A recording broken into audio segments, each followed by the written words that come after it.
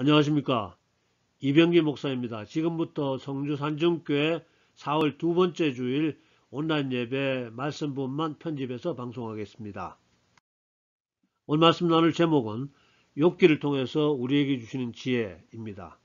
본문으로 선정한 말씀은 히브리서 1장 1절에서 2절로 옛적의 선지자들을 통하여 여러 부분과 여러 모양으로 우리 조상들에게 말씀하신 하나님이 이 모든 날 마지막에는 아들을 통하여 우리에게 말씀하셨으니 이 아들을 만유의 상속자로 세우시고 또 그로 말미암아 모든 세계를 지으셨느니라. 이 말씀은 구약의 선지자들을 통해서 하나님의 계시를 시작하신 하나님께서, 즉 자기의 뜻을 가르쳐 주기 시작하신 하나님이 예수님을 통해서 완성된 계시, 즉 완전하신 하나님의 뜻을 나타내셨다고 하시는 것입니다. 쉽게 설명드리면 어떤 부모가 자기 자녀를 가르치는데 어릴 때부터 성인이 될 때까지 점진적으로 수준을 높여가면서 가르친다는 것입니다. 이해가 되시죠? 자, 욥기는 이렇게 시작합니다. 욥기 1장 1절, 우스 땅에 욥이라 불리는 사람이 있었는데 그 사람은 온전하고 정직하여 하나님을 경외하며 악에서 떠난 자더라. 이제 온전하고 정직하며 하나님을 경외하는 의인이 지금부터 고난을 겪게 됩니다.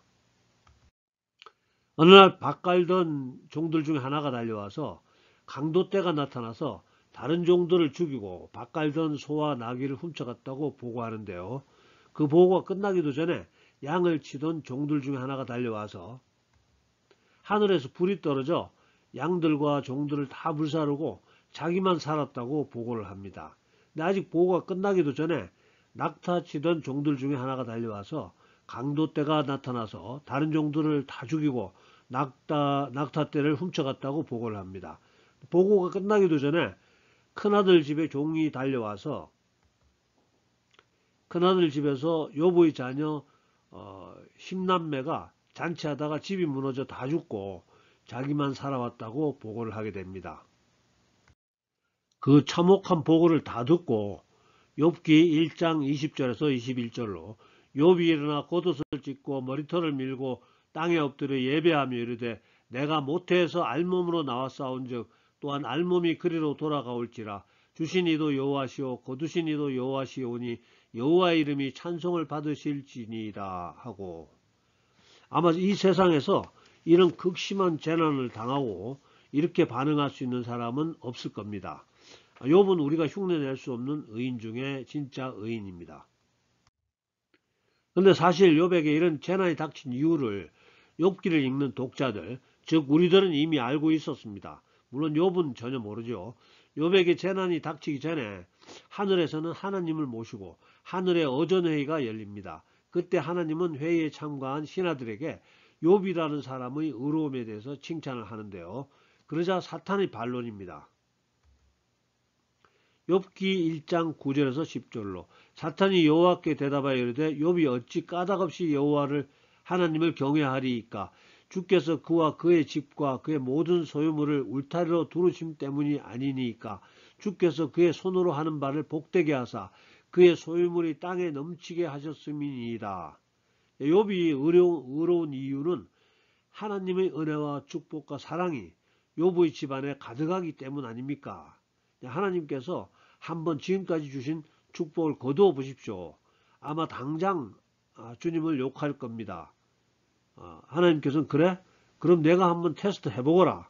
이렇게 시작이 됩니다. 이렇게 해서 욥에게는 청천벽력 같은 엄청난 재난들이 연달아 닥치게 된 것인데요. 그리고 욥은 그와 같은 엄청난 재난 앞에서도 이미 소개드린 대로 하나님을 원망하지 않고 오히려 경배합니다. 주신 이도 여호와시오 거두신 이도 여호와시오니 여호와의 이름이 찬송을 받으실지니이다. 그리고 하늘에서는 두 번째 어전회가 열립니다. 욥기 2장 3절로 여호와께서 사탄에게 이르시되 내가 내 종 욥을 주의하여 보았느냐 그와 같이 온전하고 정직하여 하나님을 경외하며 악에서 떠난 자가 세상에 없느니라. 내가 나를 충동하여 까닭없이 그를 치게 하였어도 그가 여전히 자기의 온전함을 굳게 지켰느니라. 하나님의 말씀입니다. 그거 봐라. 욥은 정말 의로운 사람이잖아. 그랬더니 사탄이 또 다른 제안을 합니다.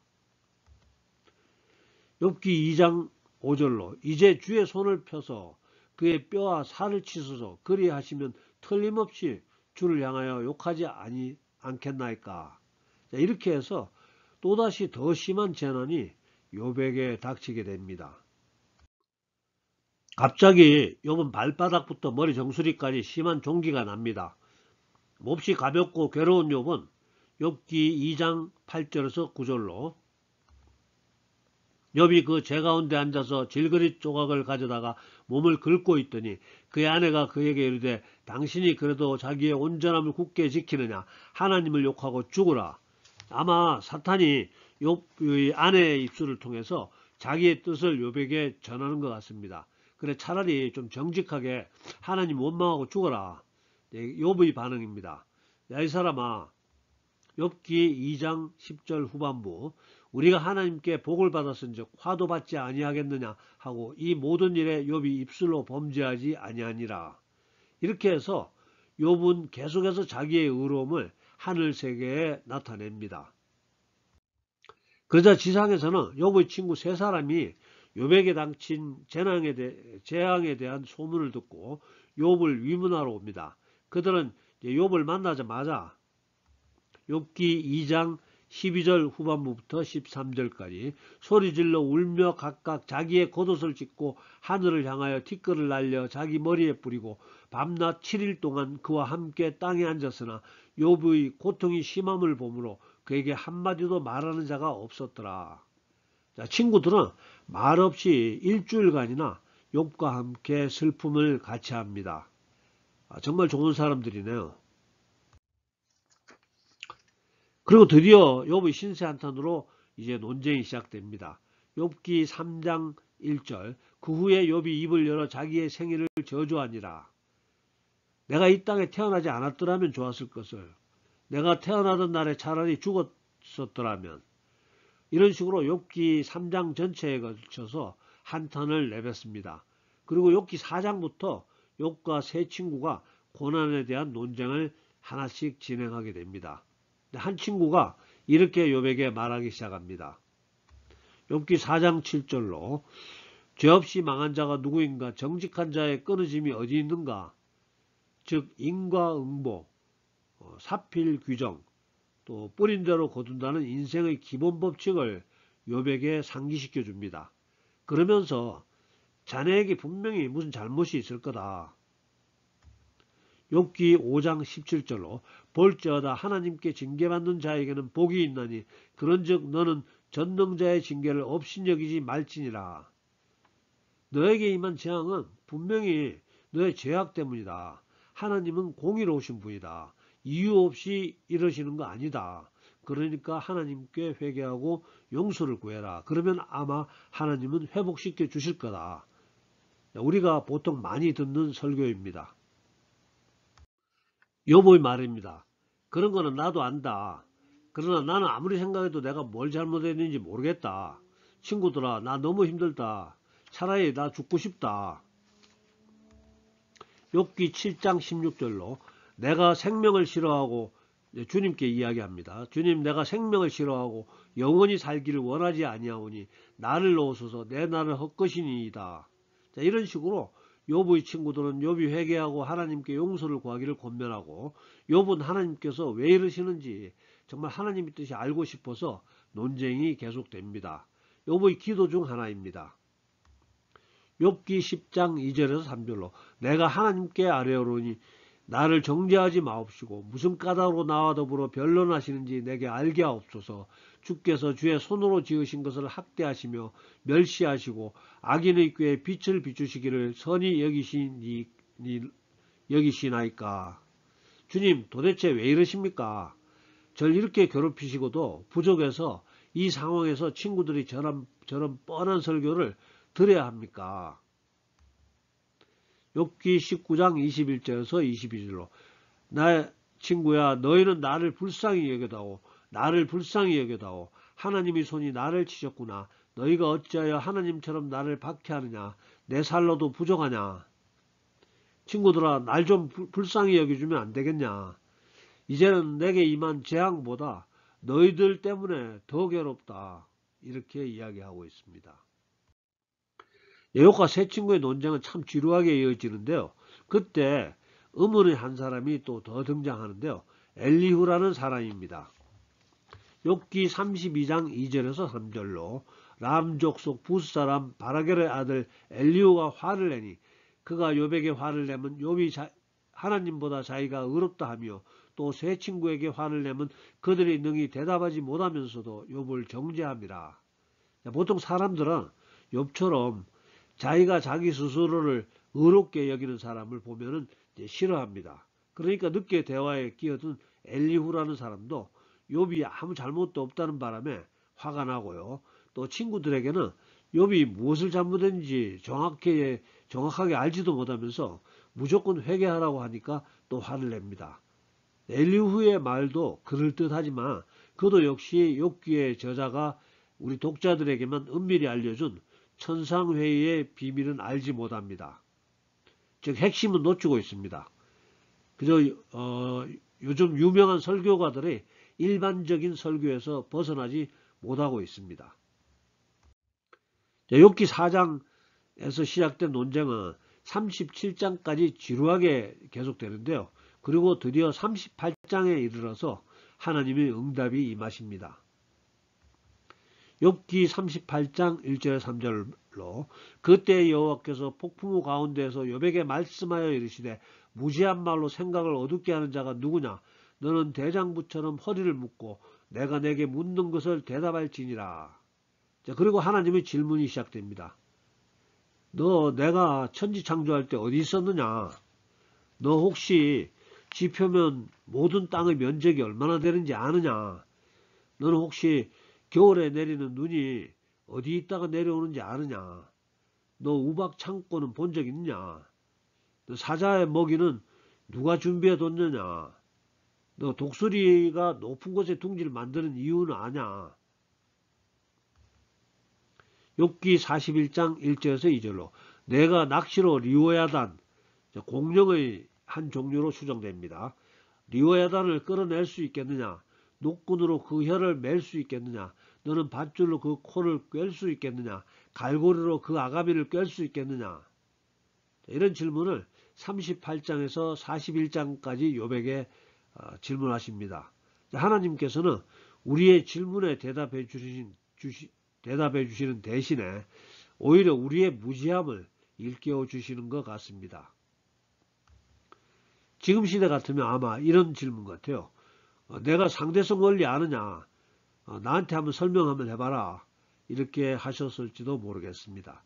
욥의 반응입니다. 욥기 42장 5절에서 6절로 내가 주께 대하여 귀로 듣기만 하였사오나 이제는 눈으로 주를 배움나이다. 그러므로 내가 스스로 거두어드리고 티끌과 재 가운데서 회개하나이다.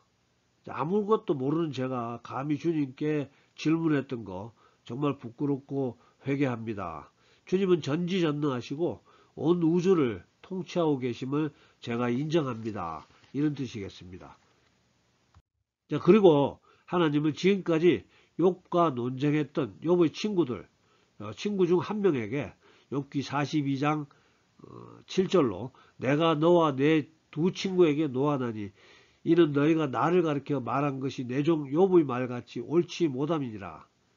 자, 지금까지 고통받는 욥에게 고통을 겪지 않고 있는 친구들이 좋은 그것이 틀렸다고 야단치시면서 욥의 친구들에게는 번제를 드릴 수 있도록 소와 양을 준비하게 하고 욥의 친구들이 준비한 그 짐승들을 가지고 번제로 하나님께 제사 지낼 때 욥이 제사 지낼 때 하나님께서 그 친구들의 잘못을 용서하시겠다고 말씀해 주십니다. 또한 욥이 친구들을 위해서 번제를 드리고 중보기도 할 때 욥이 재앙으로 잃었던 그 모든 것을 원래보다 2배로 되돌려 주시게 됩니다. 그래서 욥기의 마지막은 욥기 42장 16절에서 17절로 그 후에 욥이 140년을 살며 아들과 손자 4대를 보았고 욥이 늙어 나이가 차서 죽었더라. 자, 이렇게 욥기는 끝나게 되는 대로 우리는 욥기를 통해서 수많은 교훈들을 얻을 수 있습니다.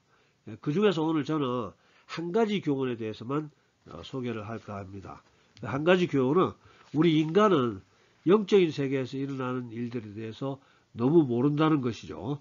이야기의 시작은 하나님이 주재하는 천상회의에서 시작되었음에도 재앙이 임하는 순간이나 또 욥과 욥의 친구들이 논쟁하는 과정이나 또 마지막으로 하나님이 등장하셔서 결론을 맺어주고 모든 것을 회복시켜 주시는 때까지도 이야기의 등장인물들에게는 천상회의의 내용이 알려주지 않았다는 것입니다. 오직 욥기를 읽고 있는 우리만 아는 사실입니다. 욥기의 등장인물들에게는 알려주지 않았던 하늘에서의 천상회의 같은 영적인 세계에 대한 이야기는 성경의 기록이 계속될수록 조금씩 더 자세하게 점진적으로 우리에게 알려지기 시작합니다. 이것을 신학적인 용어로 계시의 점진성이라고 말하는데요. 오늘 본문으로 선정한 말씀입니다. 히브리서 1장 1절에서 2절로 옛적의 선지자들을 통하여 여러 분과 여러 모양으로 우리 조상들에게 말씀하신 하나님이 이 모든 날 마지막에는 아들을 통하여 우리에게 말씀하셨으니 이 아들을 완유의 상속자로 세우시고 또 그로 말미암아 모든 세계를 지으셨느니라. 즉 구약의 선지자들을 통해서 하나님이 계시를 드러내기 시작하신 하나님이 이제 예수님이 오심으로 인해서 그 예수님을 통해서 완전하신 하나님의 계시를 드러내셨다고 말씀하고 있습니다. 자, 그러니까 구약의 사람들은 예수님이 오시기 전까지는 불완전한 계시, 즉 주로 물질 세계에 대한 계시에 대해서 가르침을 많이 받았고요. 예수님이 오심으로 인해서 완전한 계시, 즉 영적 세계를 포함한 완전한 계시를 받을 수 있었다고 생각하면 되겠습니다. 이것을 신학적으로 계시의 점진성이라고 표현한다고 했는데요. 예를 들어 구약 성경에 능통한 바리새인 중 니고데모라는 사람이 예수님께 와서 가르침을 받고자 합니다. 그때 예수님 말씀입니다. 요한복음 3장 3절로 진실로 진실로 내게 이르노니 사람이 거듭나지 아니하면 하나님의 나라를 볼 수 없느니라. 니고데모는 거듭난다는 말의 뜻을 알지 못해서 그건 무슨 말입니까? 이렇게 질문하죠. 예수님 말씀입니다. 요한복음 3장 5절로 예수께서 대답하시되 진실로 진실로 내게 이르노니 사람이 물과 성령으로 나지 아니하면 하나님의 나라에 들어갈 수 없느니라. 자, 교회에서 예식으로 행하는 물세례를 받았다고 다가 아니고 간단하게 말해서 성령을 받아야 된다고 생각하면 되겠습니다. 즉 물질 세계와 영적 세계에 대한 계시를 완성시켜 주고 있는 것입니다. 그래서 우리는 욥기를 읽고 있는 우리는 알 수 있는 하나님이 주재하시는 천상회의를 욥기의 등장인물들은 그 당시로서는 상상도 할 수 없었던 것입니다. 자, 오늘은 성경의 지혜서라고 일컬어지는 욥기, 그 욥기 이야기를 통해서 우리가 배울 수 있는 지혜를 소개하고 있습니다. 오늘 주인공 욥이 겪게 되는 재앙이 영적 세계에서 일어난 일로 이제 시작이 되었습니다. 주인공 욥과 등장인물들인 친구들은 영적 세계에서 일어난 원인에 대해서는 상상조차 하지 못한 채로 논쟁을 하게 됩니다. 친구들의 주장은 자네가 무슨 잘못이 있었기 때문에 하나님의 징계를 받는 거다. 욥의 주장은 아니다. 나는 뭘 잘못했는지 모르겠다. 나는 왜 이런 재앙이 일어났는지 알고 싶다. 자, 그리고 하나님이 등장하셔서 질문하십니다. 내가 아는 게 뭐냐? 내가 할 수 있는 게 뭐냐? 그러나 우리는 구약의 등장인물들처럼 아무것도 모르지는 않습니다. 우리는 예수님을 통해서 온전한 계시를 받았습니다. 영적 세계가 있음을 알고 있고요. 또 성령의 역사하심을 알고 있고요. 또 성령님이 우리에게 임하시기를 기대하고 또 기도하고 있습니다. 이 시간 기도합니다. 성령님, 우리에게 더 기름 부어 주시옵소서. 먼저 우리가 이 땅에서 보이는 것이 전부가 아님을 깨닫고 세상 사람들에게 우리가 깨달은 지혜를 선포할 수 있도록 축복하여 주시옵소서. 사용하여 주시옵소서. 기도하겠습니다. 사랑과 은혜가 풍성하신 아버지 하나님, 오늘도 살아가신 우리 주의 자녀들 택하여 주시고 불러주시고 또 함께 예배드릴 수 있게 하심을 감사드립니다. 오늘은 욥기를 통해서 우리에게 주시는 지혜에 대해서 말씀을 나누었습니다. 정말 우리 시대에 결코 만날 수 없는 의로운 사람, 욥이라는 사람도 저렇게 엄청난 재앙을 겪는다면 우리들이 남은 인생에서도 크고 작은 재앙들 만날지 모르겠습니다. 주님, 오늘도 기도합니다. 우리에게 성령으로 기름 부어 주시옵소서. 불완전한 계시를 받았던 욥이라는 사람도 저런 고난을 통과할 수 있었다면 완전한 계시를 받은 우리는 더 당당하게 고난도 감내할 수 있도록, 이겨낼 수 있도록 주님 축복하여 주시옵소서. 아버지 하나님, 우리들이 연약함과 미련함 불쌍히 여기 주시옵시고 더 큰 은혜 부어 주시옵소서. 또한 성령으로 기름 부어 주셔서 우리 앞에 마주칠지 모르는 온갖 어려움, 고난, 재난, 어려움 이런 것들 잘 극복할 수 있도록, 이겨낼 수 있도록 능력을 더하여 주시옵소서. 우리가 예수 믿는 사람으로서 또 온전한 계시를 받은 지혜로운 크리스찬으로서 이 세상 속에서 모범이 될 수 있도록 우리에게 은혜를 부어 주시옵시고 성령으로 기름 부어 주시옵소서. 온전한 계시를 받은 사람으로서 세상의 빛과 소금 역할을 감당하게 하시고 또 하늘나라 하나님의 대사로서 이 땅에서 사는 동안 당당하게 세상을 이기며 살아갈 수 있도록 축복하여 주시옵소서.